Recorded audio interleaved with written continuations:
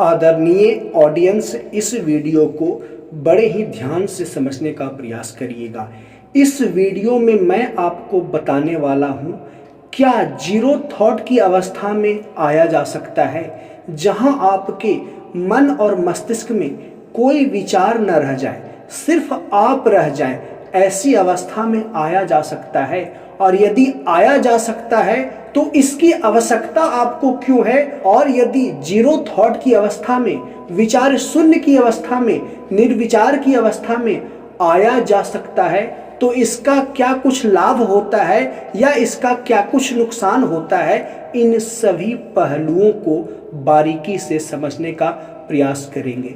यदि आप आध्यात्म व ध्यान व मेडिटेशन की दिशा में या अपना इनर पोटेंशियल को बढ़ाने की दिशा में सक्रिय हैं, तो आपने ये शब्द जरूर सुना होगा, state of zero thought, state of no mind, निर्विचार की अवस्था, मन में कोई विचार न चल रहा हो, विचार शून्यता की अवस्था आपने जरूर सुना होगा। और आपने अपने जीवन का लक्ष्य भी शायद बना लिया होगा कि मुझे विचार शून्य होना है। और ध्यान की जितनी विधियां दी जाती है, उन सभी विधियों का कहीं न कहीं यही लक्ष्य होता है कि व्यक्ति के मस्तिष्क में, व्यक्ति के खोपड़ी में जो चकाचौंध चल रहा है, जो विचारों की बाढ़ आ रखी है, जो आपका मन बड़बड़ा रहा है, उस बड़बड़ाहट को कैसे शांत किया जाए। और यहीं से समस्या शुरू होता है, क्योंकि वर्तमान समय में बहुत सारे युवक, बहुत सारे युवतियां ओवर थिंकिंग की समस्या का शिकार हैं। वो अपने मस्तिष्क में महसूस करते हैं कि कुछ तो हो रहा है जो मेरे नियंत्रण से परे है, मेरे मस्तिष्क में कुछ तो हो रहा है जो मुझे परेशान कर रहा है, मेरे जीवन में सभी समस्याओं का एकमात्र कारण है वो है मन, और मन में चल रहे अनियंत्रित विचार। और इससे प्रभावित होकर के वो इस दिशा में चलने लग जाते हैं कि जीरो थॉट की अवस्था में कैसे आया जाए, थॉटलेस कैसे हुआ जाए, विचार शून्य कैसे हुआ जाए। और यहीं पे वो गलती कर बैठते हैं कि अपने जीवन का उद्देश्य विचार शून्य होना बना लेते हैं, या इसे दूसरे तरीके से कहें तो ध्यान से इस सेंटेंस को समझिएगा, विचार शून्यता को अस्थायी लक्ष्य बना लेते हैं। इसे जरा ध्यान से समझिएगा, पुनः दोहराता हूं, विचार शून्यता को अस्थायी लक्ष्य बना लेते हैं और उसे प्राप्त करने के लिए तरह तरह के ध्यान विधियों का पालन करना शुरू करते हैं। तो क्या ऐसा करना सही है या गलत है? विचार शून्यता का अभ्यास करने से क्या नुकसान या क्या फायदे हैं, वो सारी चीजों को अब समझते हैं। देखिए, विचार शून्यता आपका अस्थायी लक्ष्य नहीं होना चाहिए। मैं पुनः दोहराता हूं, विचार शून्यता आपका अस्थायी लक्ष्य नहीं होना चाहिए कि आप 24 आवर निर्विचार की अवस्था में बैठे रहें, आपके मस्तिष्क में कोई विचार न चले, आप घंटों निर्विचार की अवस्था में बैठे रहें। ऐसा लक्ष्य नहीं बनाएं, क्योंकि विचार का एक उद्देश्य होता है। मन आपके अंदर इसीलिए प्रभावी है कि उस मन का एक उद्देश्य है, और मन को अपने उद्देश्य में लगा रहना अनिवार्य है। अन्यथा आप मन को अपने जीवन के उद्देश्य में नहीं लगाएंगे और ऊपर से प्रयत्न पूर्वक, अभ्यास पूर्वक विचार शून्यता का अभ्यास करेंगे, तो आपका जीवन कंफ्यूजन से भरा हुआ हो जाएगा। आपको लगेगा कि विचार शून्य होने से, और लगेगा कहने से ज्यादा बेहतर है कि कई आध्यात्मिक गुरुओं ने आपको कहा होगा कि विचार शून्यता ही एकमात्र समाधान है।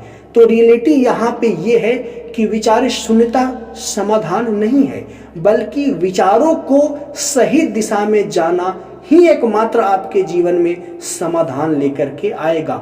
अन्यथा विचार शून्य होने का प्रयास करना वैसा ही है कि एक महंगे स्मार्टफोन में से एप्लीकेशन व सॉफ्टवेयर को हटा दिया जाए, तो उस स्मार्टफोन की क्या उपयोगिता रह जाएगी? आप खुद सोचें, स्वयं विचार करें कि आपके पास जो स्मार्टफोन है उसमें से जो भी एप्लीकेशन है उनको हटा दें, अनइंस्टॉल कर दें और इसके बाद सारे सॉफ्टवेयर को इरेज कर दें, हटा दें, तो उस स्मार्टफोन की क्या उपयोगिता रह जाएगी, आप स्वयं सोचिए। उसी तरह से आपका शरीर है, आपके अंदर जो मन है उसे एक विशेष उद्देश्य से प्रकृति ने दिया है। आपके अंदर जो विचार चल रहा है उसका भी एक विशेष उद्देश्य है। लेकिन कोई व्यक्ति किसी आध्यात्मिक शिक्षक के प्रभाव में आकर के, किसी स्पिरिचुअल टीचर व गुरु के प्रभाव में आकर के अपने जीवन का लक्ष्य ही विचार शून्यता बना ले, इससे बड़ा दुर्भाग्य उसके जीवन में कुछ भी नहीं हो सकता। अब समझते हैं कि विचार शून्यता को आप पाने की जब चेष्टा करेंगे तो आपके अंदर क्या मनोवैज्ञानिक परिवर्तन आएंगे। जैसे ही आप विचार शून्यता का अभ्यास करेंगे किसी ध्यान की प्रक्रिया द्वारा, तो आपके मन में संघर्ष बढ़ने लगेगा, संघर्ष बढ़ता चला जाएगा। और इस संघर्ष को यदि आप समाधान भी कर लेते हैं ध्यान की प्रक्रिया द्वारा, ऑब्जर्वेशन द्वारा, साक्षी की प्रक्रिया द्वारा, तटस्थ होकर के देखने की प्रक्रिया द्वारा, तो आपका मन बिल्कुल शांत व स्थिर हो जाता है। और शांति व स्थिरता आपके जीवन में एक आलस्य का जन्म देता है, एक निष्क्रियता का जन्म देता है, आपके अंदर पुरुषार्थ का अभाव हो जाता है। यकीन न हो तो आप अपने जीवन के कुछ महीने लगा करके देखें विचार शून्यता की ओर आपके साथ क्या होता है। आप प्रोडक्टिव नहीं रह जाएंगे, आप निष्क्रिय हो जाएंगे और आप अपने मस्तिष्क को जैसे ही खाली करने लगेंगे ना, तो आप महसूस करेंगे कि आपके मन में बहुत सारी उलझन और मानसिक संघर्ष अलग अलग रूप से प्रकट होने लगे हैं। आपके इमोशंस जो हैं, आपके अंदर जो आवेग व संवेग है, वह नियमित पैटर्न में ना होकर के किसी और पैटर्न में निर्मित हो रहे हैं। यानी कि आप एक व्यक्ति के रूप में निष्क्रिय जीव बन जाएंगे, क्योंकि आपने अपनी मस्तिष्क को शिथिल कर लिया है, शांत कर लिया है, निरुद्देश्य बना लिया है, मन में कोई उद्देश्य नहीं है, मन को खाली कर लिया है। तो एक सिद्धांत है, एक सूत्र है कि आप अपने जीवन में जो कुछ भी चुनेंगे वही बन जाएंगे। लेकिन यहाँ आप निर्विचार होने की प्रेरणा से भर करके कुछ ना होना, कुछ ना विचार करना आपने चुना है। चुनाव यहाँ भी है, निर्विचार होने की प्रेरणा भी, निर्विचार होने की चेष्टा भी, जीरो थॉट अवस्था में आने की चेष्टा भी एक प्रकार का चुनाव है। और यहाँ आपने चुना है कुछ ना होना। तो आगे चल के आप अपने जीवन में वास्तविकता में कुछ नहीं रह जाएंगे। ये मेरी बातों को आप अपने जीवन में कुछ महीने, कुछ साल अप्लाई करके देख लीजिए। मैं ये नहीं कह रहा हूँ कि आप विचार शून्यता छोड़ दीजिए। मैं अलार्म कर रहा हूँ, मैं अलर्ट कर रहा हूँ कि यदि आप अस्थायी विचार शून्यता प्राप्त करने की चेष्टा में हैं कि आपको बुद्धत्व मिल जाएगा, अस्थायी समाधान मिल जाएगा जीवन का, तो आप अलर्ट हो जाइए आपके साथ क्या होने वाला है। क्योंकि आपने कुछ ना होना चुना है, आपका चुनाव है कुछ ना होना, आपका चुनाव है विचार शून्य होना। तो आपको आगे जीवन में शून्य ही हाथ लगेगा, अंडा जीरो हाथ लगेगा। साथ में जो व्यक्ति विचार शून्य होने की प्रेरणा से भरा होता है, वह व्यक्ति ज्यादा ग्रहणशील व संवेदनशील हो जाता है। उस व्यक्ति को आगे चल के भविष्य में छोटी छोटी बातें ज्यादा प्रभावित करने लगती है। वह व्यक्ति ओवर कॉन्शियस हो जाता है, ज्यादा चेतन रूप से सक्रिय हो जाता है, जिसकी वजह से भावनात्मक असामान्यता या कहें तो मनोवैज्ञानिक असामान्यता पैदा होने की संभावना बढ़ जाती है। साथ में व्यवहारिक समस्या ये होता है कि व्यक्ति अपने जीवन में थोड़ी या छोटी सी दुख आने पे ज्यादा दुख होना महसूस करता है और ज्यादा डे बाय डे, दिन प्रतिदिन दुखी होता चला जाता है। तो विचार शून्यता को यदि अस्थायी रूप से अपने जीवन में धारण करना चाहते हैं तो यही आपके साथ होगा कि आप कुछ भी नहीं रह जाएंगे। अब समझते हैं क्या विचार शून्यता की कोई उपयोगिता है। इस बात को बताने से पहले देखिए, मैं अभी जो कुछ भी बता रहा हूँ सामान्य व्यक्ति के लिए ही बता रहा हूँ कि वह जन्म लिया है, शिक्षा की एक अवस्था से गुजरेगा, करियर में आगे बढ़ेगा। यहाँ किसी भी व्यक्ति का उद्देश्य नहीं है कि उसे मोक्ष पाना है, उसे इनलाइटमेंट पाना है। यहाँ जीवन का व्यवहारिक लक्ष्य यही है कि आपका शरीर स्वस्थ रहे, मन स्वस्थ रहे, आप प्रोडक्टिव बने रहें, आप अपने आसपास सफलता और समृद्धि पैदा करते रहें, आप अपने आसपास खुशहाली और स्वास्थ्य पैदा करते रहें। यही आपके जीवन का उद्देश्य है। मोक्ष, इनलाइटमेंट। मैं एक आध्यात्मिक मनोवैज्ञानिक होने के नाते, ध्यान रहे, आध्यात्मिक मनोवैज्ञानिक होने के नाते कभी किसी व्यक्ति को लक्ष्य के रूप में चुनने के लिए नहीं कहता हूं, क्योंकि आपका जन्म हुआ है, जन्म के एंड में मृत्यु होगी। आपका जन्म हुआ है जीवन का प्रथम छोर और अंतिम छोर की आपकी मृत्यु होगी।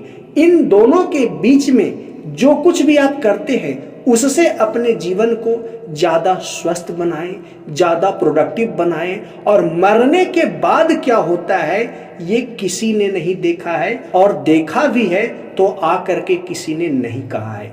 इस तरह की आशावादी दृष्टिकोण धार्मिक गुरुओं द्वारा पैदा किया जाता है, और इस आशावादी दृष्टिकोण से पहले धार्मिक गुरु आपके अंदर भय पैदा करते हैं, पाप का, नरक का, दुख का और ना जाने कैसी कैसी नकारात्मक बातों का, और फिर ऐसी आशावादी हथकंडे आपके हाथ में थमा देते हैं कि आपको मरने के बाद मिलेगा। जो कुछ भी मोक्ष है यही है, आज है, अभी है। आप प्रोडक्टिव हैं, आप अपने आसपास सफलता, स्वास्थ्य, शुभता, समृद्धि की अंबार लगा रखे हैं, यही आपके लिए मोक्ष है। अंत में एक महान व्यक्ति को भी मरना है, एक सामान्य व्यक्ति को भी मरना है। तो जीवन का जो लक्ष्य है वह जीवन स्वतः पूरा करता है, जन्म से मृत्यु की ओर बढ़ता है। बीच में मात्र जो नाटक है उस नाटक को कितना प्रोडक्टिव तरीके से आप संपादित कर पाते हैं, यही आपके लिए रियलिटी है। इसकी बाद की चीजों पे ना पड़े, इसके पहले की चीजों पे ना पड़े। जीवन और मृत्यु के बीच में जो कड़ी है इस पे ध्यान दें। सफल हो, समृद्ध हो, स्वस्थ हो, ये आपके जीवन का लक्ष्य होना चाहिए। और इन सभी चीजों को सही ढंग से करने के लिए, यानी जीवन और मृत्यु के बीच में जो भी क्रियाएं होती है उसे सही ढंग से करने के लिए मन को आपके जीवन में प्रभावी होना अनिवार्य है। और मन को सही दिशा में निर्देशित करने के लिए ही निर्विचार या विचार शून्यता का अभ्यास है। इसे जरा एक उदाहरण से समझाते हैं। जैसे तेज गेंदबाज, फास्ट बॉलर बॉल को फास्ट थ्रो करने के लिए 30 से 40 मीटर का रनअप लेता है, दौड़ लगाता है, तब जाकर के एंड में बॉल को तेजी से थ्रो करता है। उसी तरीके से आप अपने विचार को गति देना चाहते हैं, दिशा देना चाहते हैं, एक खास पैटर्न में लाना चाहते हैं, तो विचारों में शक्ति प्रदान करने के लिए निर्विचार का अभ्यास कुछ मिनट तक किया जा सकता है, दिन में कई बार, लेकिन इसे अस्थायी लक्ष्य नहीं बनाया जा सकता। इस बात को बड़े ध्यान से समझिएगा। आप अपने मन को दिशा देना चाहते हैं, मन को मोड़ना चाहते हैं, मन को गति देना चाहते हैं, मन को बल देना चाहते हैं, अपने विचारों में ताकत देना चाहते हैं, तो इस ताकत को प्रदान करने के लिए आपको कुछ मिनट तक दिन में कई बार निर्विचार होने का अभ्यास करना पड़ेगा, और ज़्यादा नहीं 7 से 10 मिनट के आसपास। लेकिन अपने जीवन में अस्थायी रूप से कभी निर्विचार होने का लक्ष्य मत बनाइएगा, क्योंकि यह संभव नहीं है। लेकिन विचारों को धार देना है, विचारों पे पैनापन देना है, तो आपको निर्विचार होने का, या कहें तो जीरो थॉट का, जिसे मैं प्रायः एकाग्रता ही कहता हूँ, अभ्यास करना चाहिए। तब आपके विचार को बल मिलता है, आपके विचार को ताकत मिलता है। लेकिन लोग ओवर थिंकिंग की समस्या में है, मन में अनेकों प्रकार के विचारों के बाढ़ आ रखे हैं, ब्ला ब्ला मन का शोरगुल चलते ही जा रहा है। तो ऐसे व्यक्ति के विचार में, मन में ताकत नहीं होता, मन खिन्न भिन्न बिखरा हुआ होता है। तो ऐसे मन को संभालने के लिए एक पार्टिकुलर टाइम तक विचार शून्यता का अभ्यास किया जाता है, फिर मन को ऐच्छिक व सकारात्मक दिशा में बल प्रदान किया जाता है, तो आपका मन स्वतः ही चल पड़ता है आपके द्वारा ऐच्छिक व सकारात्मक दिशा की ओर। तो जीरो थॉट का, थॉटलेस अवस्था का यही उपयोगिता है एक सामान्य इंसान के लिए। और रही बात महापुरुषों के लिए, योगियों के लिए, तो मैं किसी योगी के लिए वीडियो नहीं बनाता, मेरे कोई योगी वीडियो भी नहीं देखेंगे। मैं सामान्य लोगों के लिए वीडियो बनाता हूं। और जो हिमालय के कंदराओं में योगी बैठे हैं उनके पास स्मार्टफोन नहीं है कि वो मेरी वीडियो से सीखेंगे, और उन्हें मुझसे सीखने की आवश्यकता भी नहीं है। मेरे से वो लोग सीखेंगे जो अपने जीवन को बेहतर बनाना चाहते हैं, या एक शब्द में कहें तो प्रोडक्टिव बनाना चाहते हैं। इस वीडियो के बाद अगला वीडियो आएगा कि ओवर थिंकिंग की समस्या क्या है, इससे कैसे निजात पाएं। तो ऐसे ही मनोवैज्ञानिक व आध्यात्मिक विषय पे व्यवहारिक ज्ञान के लिए, काल्पनिक ज्ञान की मैं बातें नहीं कर रहा हूँ, व्यवहारिक ज्ञान के लिए मेरे इस YouTube चैनल सेल्फ माइंड को सब्सक्राइब करें और इस वीडियो को लाइक करके अपना आशीर्वाद मुझे प्रदान करें। मिलते हैं जल्द ही नेक्स्ट वीडियो में। वीडियो को देखने के लिए धन्यवाद।